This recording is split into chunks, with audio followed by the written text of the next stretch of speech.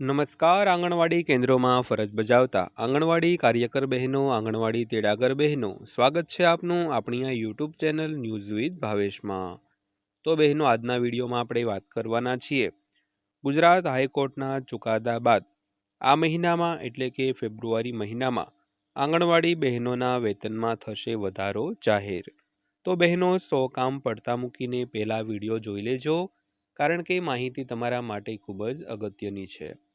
તો બહેનો, આંગણવાડી પગાર વધારાની પૂર્વ ભૂમિકાની વાત કરીએ તો ગયા વર્ષે એટલે કે ઓગસ્ટ મહિનામાં 20 ઓગસ્ટ 2025ના રોજ ગુજરાતની નામદાર હાઈકોર્ટ દ્વારા એક ઐતિહાસિક ચુકાદો આપવામાં આવ્યો હતો, જેમાં આંગણવાડી કાર્યકર બહેનનો પગાર 24,800, તેવી જ રીતે તેડાગર બહેનોનો પગાર 20,300 છે તે કરી આપવો અને તેને 6 મહિનાની મુદત આપી હતી.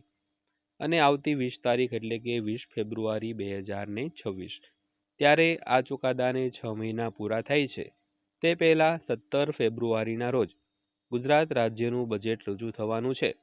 તો આ બજેટમાં ચોક્કસપણે એટલે કે 100% આંગણવાડી બહેનોના પગાર વધારાને લઈને એક ચુકાદો આવી શકે છે, તેમાં કોઈ શંકાને સ્થાન નથી. તો આ આંગણવાડી બહેનોના પગાર વધારા તેમજ અન્ય માંગણીઓને લઈને જે ગત તારીખ એટલે કે 12 ફેબ્રુઆરી 2026ના રોજ જે અન્ય ટ્રેડ યુનિયનો દ્વારા જે દેશવ્યાપી હડતાલ કરવામાં આવી હતી, તો તેમાં આંગણવાડી બહેનો પણ જોડાણા હતા અને અલગ અલગ જગ્યાએ, અલગ અલગ શહેરોમાં અને અલગ અલગ જિલ્લાઓમાં આંગણવાડી બહેનો દ્વારા કલેક્ટરશ્રીને આવેદનપત્ર પણ પાઠવવામાં આવ્યા હતા.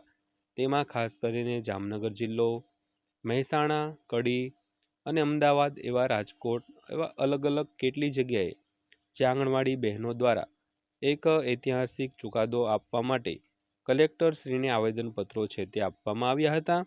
તો આજના વિડીયોમાં આપણે તે બાબતે ચર્ચા કરવાના છીએ. તો જામનગર જિલ્લાની આંગણવાડી બહેનો પોતાની વિવિધ માંગણીઓને લઈને 12 ફેબ્રુઆરી 2026 એક દિવસની હડતાલ પર ઉતર્યા હતા, જેમાં 400થી વધુ બહેનોએ પોતાની માંગણીઓને લઈને જિલ્લા કલેક્ટરને આવેદનપત્ર છે તે પાઠવીને રજૂઆત કરી હતી. તો આપણે અગાઉ વાત કરી તેમ જામનગર જિલ્લામાં 600થી વધારે બહેનો પોતાના જે કલેક્ટર કચેરી છે ત્યાં જઈને આવેદનપત્ર આપીને પોતાની જે અલગ અલગ માંગણીઓ છે તેને લઈને કલેક્ટરને રજૂઆત છે તે કરી હતી. તો વિવિધ 21 માંગણીઓને લઈને આંગણવાડી બહેનોની એક દિવસીય હડતાલ છે તે યોજાણી હતી. તો ગુજરાત હાઈકોર્ટનો ચુકાદો હોવા છતાં વધારે મહેનતાણું ચૂકવવામાં નહીં આવતા આજે ગુરુવારે 400થી વધુ બહેનો પોતાના કામથી અળગા રહી હતી અને જિલ્લા કલેક્ટરને આવેદનપત્ર પાઠવીને મહેનતાણા ઉપરાંત જુદી જુદી 21 માંગણીઓ મામલે રજૂઆત છે તે કરવામાં આવી હતી. બહેનો, તો આંગણવાડીની બહેનોએ જણાવ્યું હતું કે ગુજરાત હાઈકોર્ટનો ચુકાદો હોવા છતાં મહેનતાણું ચૂકવવામાં આવતું નથી.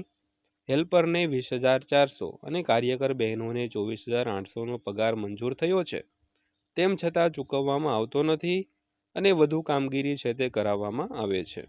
તેમજ સ્માર્ટફોનમાં કામગીરી કરવાની રહે છે, પરંતુ ફોન પણ આપવામાં આવ્યા નથી. તો આ મામલે જિલ્લા કલેક્ટરને આવેદનપત્ર આપીને રજૂઆત છે તે કરવામાં આવી હતી. બહેનો, તો ખાસ કરીને વાત કરીએ આપણે જામનગર જિલ્લાની, તેમ અલગ અલગ બધા જિલ્લાઓમાં કલેક્ટર કચેરીઓએ આવેદનપત્ર આપવામાં આવ્યા હતા અને આંગણવાડી બહેનોએ પોતાના જે અલગ અલગ 21 પ્રકારની માંગણીઓ છે તેને લઈને જિલ્લા કલેક્ટરને આવેદનપત્રો આપ્યા હતા.